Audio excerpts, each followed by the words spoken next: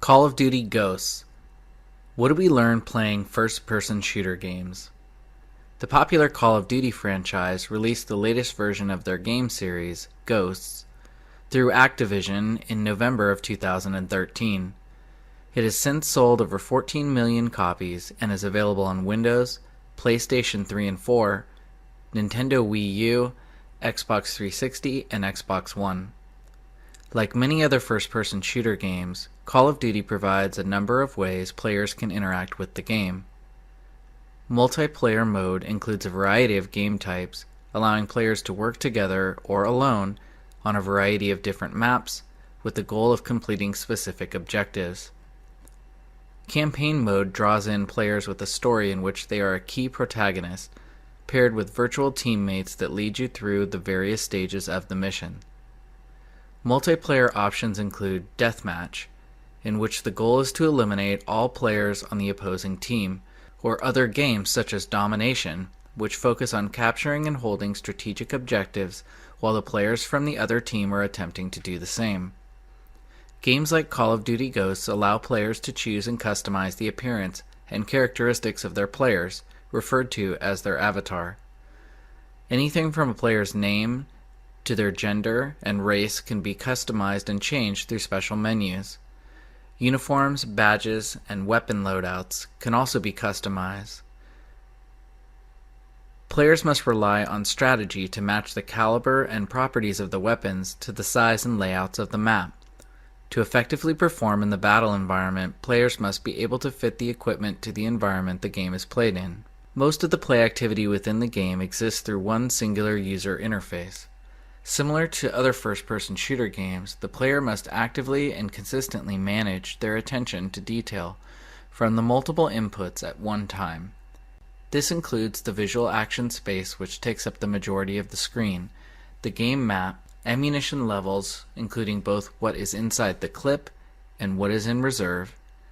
Players must also track their accumulation of perks that are earned through continuous kills, and the leaderboard, which shows the score of all the players.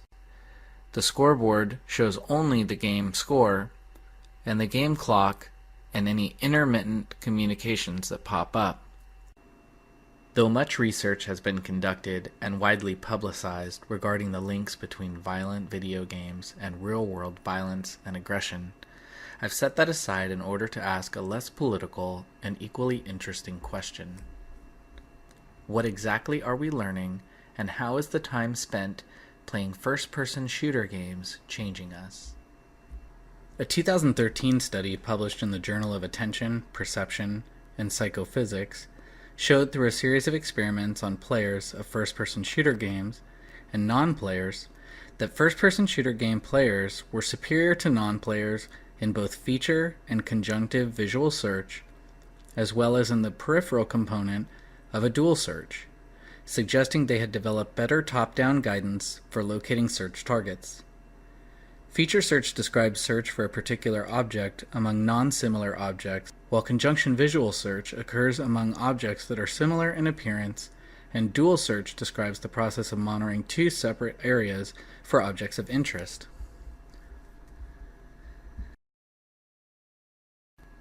Results from another 2013 study, this time from the Journal of Psychological Research, obtained through administration of a battery of accepted measures, that video game players were faster and more accurate in the monitoring and updating of working memory than non-video game players. They go on to conclude that their findings support the idea that playing first-person shooter games is associated with enhanced flexibility, updating task-relevant information without affecting impulsivity.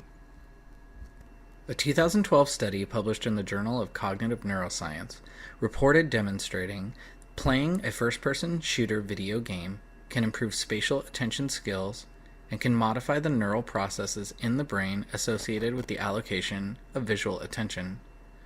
Participants selected for this study had not played video games for the past 4 years and were monitored with an EEG electrode for event-related potentials in their brains while performing attentional visual field tasks.